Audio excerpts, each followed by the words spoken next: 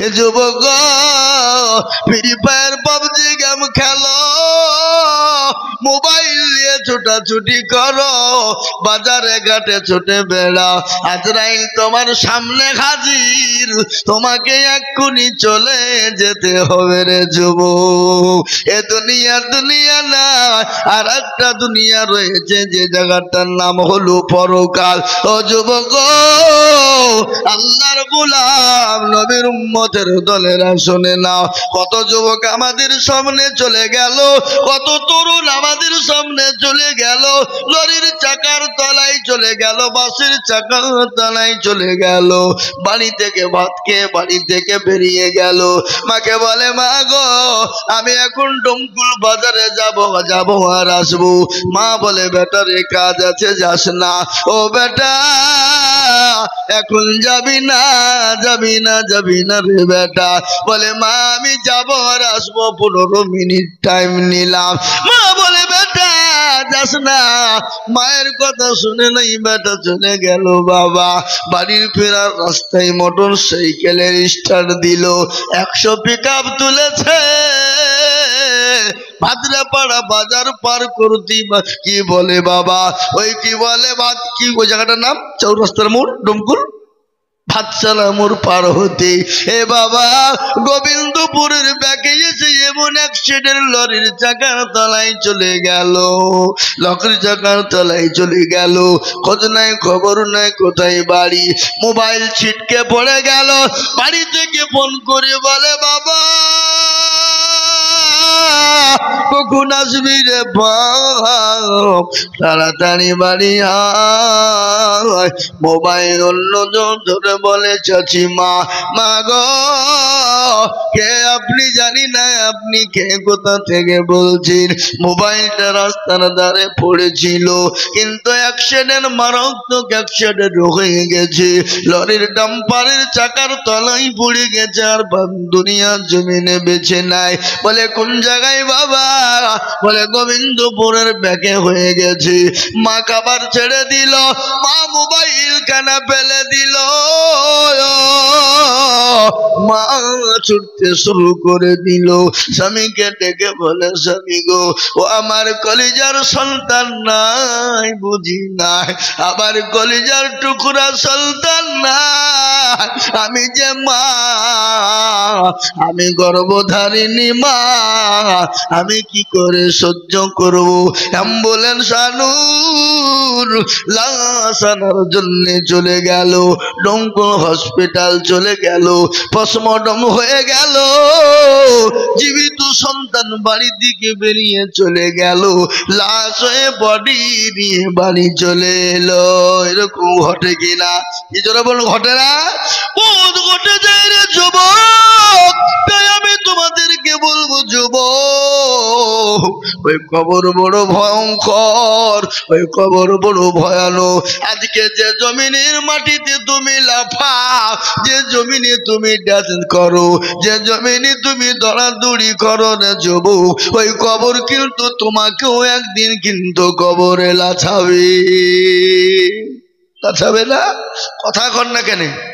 আমাদের দেশের আজকাল যুবকরা ফিস্টের সময় ডিজে বাজায় না গো। কোন ডিজে বাবা? এমন এমন ঢোল বাজায় জমিন পর্যন্ত থরথর করে কেঁপে যায়। আল্লাহ বলে ওরে হতভাগা,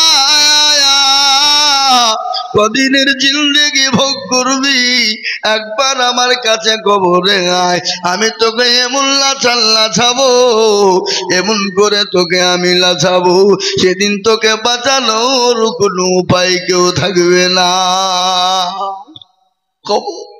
কবর বড় কঠিন, বড় ভয়ানক, বড় কঠিন।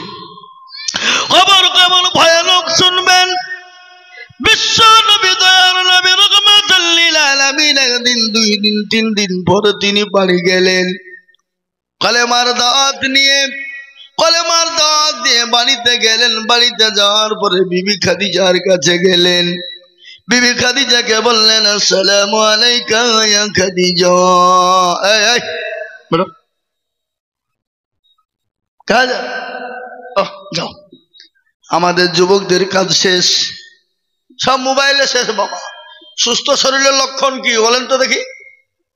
সকালবেলায় পেশাব করবে আর রাত্রি সন্ধ্যা বেলায় করবে, এটা হলো সুস্থ শরীরের লক্ষণ। আর আমরা এলুম আর গেলুম, তার মানে সুগার, ডায়াবেটিস, মোবাইলে সব শেষ। কি কথা কন না, ঠিক না ঠিক? হ্যাঁ, মোবাইলে শেষ। আর যুবকের দলের আল্লাহর গোলামেরা, নবীর উম্মতেরা কান করে শোনে নাও, আল্লাহর নবী বিশ্ব নবী 3 দিন পরে কলেমার দাওয়াত দিয়ে বাড়ি চলে যান। বাড়িতে গিয়ে বিবি খাদিজাকে সালাম দিলেন, বলেন আসসালামু আলাইকা খাদিজা। খাদিজা বললেন ওয়ালাইকুম আসসালাম ইয়া রাসূলুল্লাহ। স্বামী গো, আপনি আসুন, ভিতরে আসুন। ভিতরে নবীজি ঢুকে দেখছেন মা খাদিজার চোখ ভরা পানি, নয়ন ভরা পানি, চোখে পানি। রাসূলুল্লাহ খাদিজাকে জিজ্ঞাসা করে বললেন, ও খাদিজা, তোমার চোখে পানি কেন, একটু আমাকে বলবা? তোমাকে শাড়ি কিনে দিতে পারিনি, শাড়ি এমন আমি তোমার একজন স্বামী যে শাড়িতে তোমার কত রকমের তালি মারা, সেলাই করার মতো কোনো জায়গা নাই। ও খাদিজা, আমি তোমাকে শাড়ি কিনে দিতে পারি না, এই জন্য তুমি কান্না করো নাকি? খাদিজা বলেন, নবী গো, আমি আপনাকে 40 মণ স্বর্ণ তুলে দিয়েছিলাম গো নবী। 40 মণ স্বর্ণ তুলে দিয়েছিলাম। ওগো নবী, আমি কোনদিন আপনাকে জিজ্ঞাসা করিনি কোন পথে ক্ষয় করেছেন, কোন পথে খরচ করেছেন, আমি জিজ্ঞাসা করিনি। ইয়া রাসূলুল্লাহ, আমি কেন কান্না করি একটু আপনি শুনবেন। রাসূলুল্লাহ বলেন, ও খাদিজা, তোমার বাড়িতে 3 দিন কোনো চুলো জ্বলেনি, আঁকা জ্বলেনি, উনুন জ্বলেনি, এই জন্যে তুমি কান্না করো নাকি? বলেন না। তাহলে কেন কান্না করো? খাদিজা বলে, ইয়া রাসূলুল্লাহ,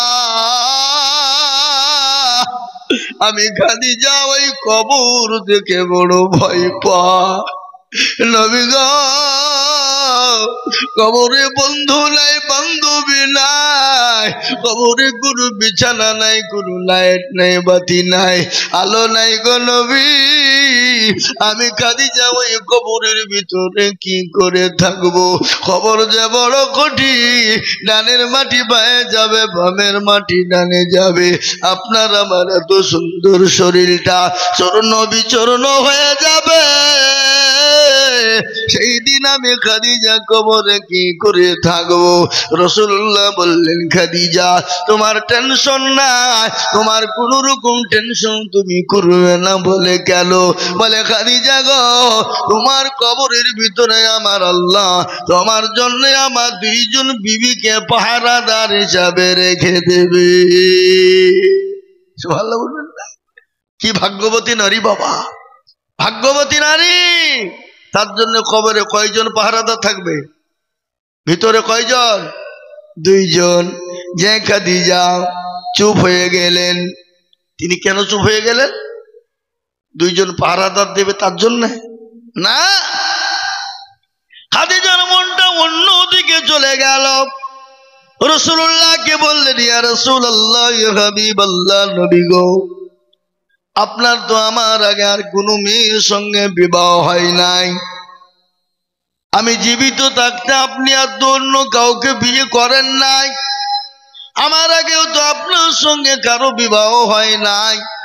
বলেন না, তাহলে আপনি 2 জন বিবি কোথায় পেলেন বলুন?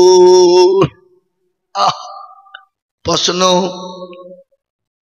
খাদিজাকে করলেন, কিন্তু খাদিজা কেন প্রশ্ন করলেন তার বিপরীত শুনেলেন। কারো ওপর যদি রাগ থাকে, বাবা, কাউকে মারার দরকার নাই। কারো ওপর যদি রাগ থাকে, মারার প্রয়োজন নাই, তার ডবল বিহি দিয়ে দিতে হবে। যা মরকা, কি দিতে হবে? ডবল বিহি। এ বাবা, ইয়ার মতন জ্বালা যন্ত্রণার পৃথিবীর জমিনে নাই। কিরকম যন্ত্রণা? সব থেকে তিতো কি বলেন দেখিনি? কে জানেন? কাক কালো কোকিল কালো, কালো মাথার কেশ, তার চাহিতে বেশি কালো মনের হিংসালেশ। নিমতিতা নিমতা তিতা আরো তিতা খর,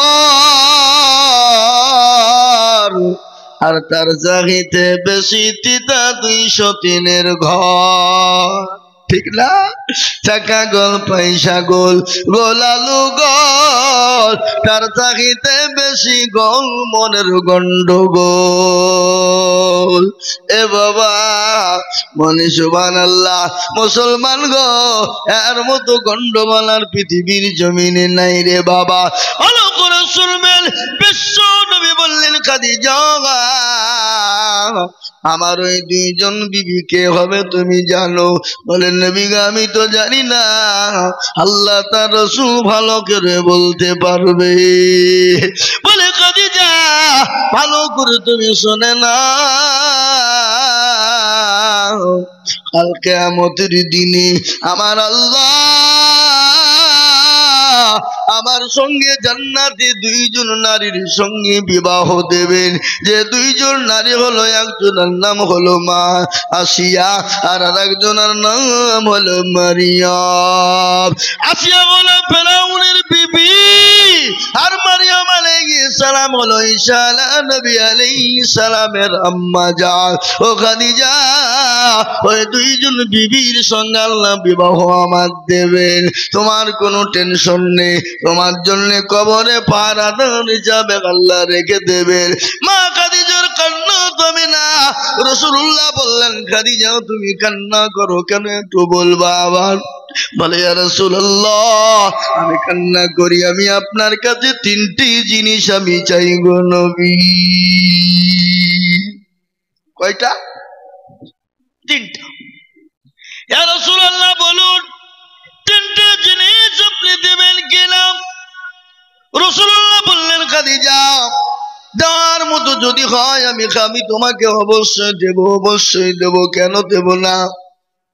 কিন্তু শুনেলেন খাদিজা কত ভাগ্যবতী নারী আপনারা জানেন, তিনি কত ভাগ্যবতী নারী। আল্লাহ নবী যখন তপ করতেন, আল্লাহ নবী যখন জাবালে নূরের উপরে তপ করতেন, পাহাড়ের উপরে তপ করতেন, জাবালে নূর, জাবালে নূর, মা খাদিজাতুল কুবরা আল্লাহ নবীর কাছে তিনি প্রতিদিন তিনি 2-3 বার করে ওই পাহাড়ে হামাগুড়ি দিয়ে দিয়ে তিনি উঠতেন। হযরত খাদিজা রাদিয়াল্লাহু তাআলা আনহা অসুস্থ হয়ে গেছেন, বৃদ্ধা হয়ে গেছেন, চলতে পারে না। একদিন হামাগুড়ি দিয়ে উঠতে বড় কষ্ট হয়, তিনি কষ্ট করে করে নবীর কাছে পাহাড়ের উপরে উঠলেন।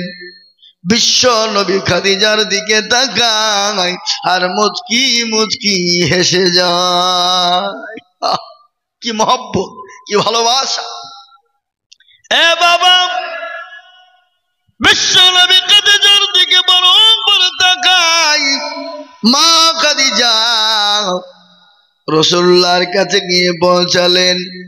রাসূলুল্লাহকে বলেন ও রাসূলুল্লাহ, নবী গো আমি বৃদ্ধা হয়ে গেছি, আর চলতে পারি না। ওগো নবী আমি খাদিজা পাহাড়ে উঠতে বড় কষ্ট হয়ে যায়। নবী গো আমি আপনাকে আমার জীবনের থেকে বেশি ভালোবাসি। এ মুসলমান গো ভালোবাসে কাকে বলে, মোহাব্বত কাকে বলে? আজকে মুসলমানরা নিজের জীবনের থেকে নবীকে বেশি ভালোবাসে কিনা জোরে বলুন? বাসে না? এই কথা বলেন।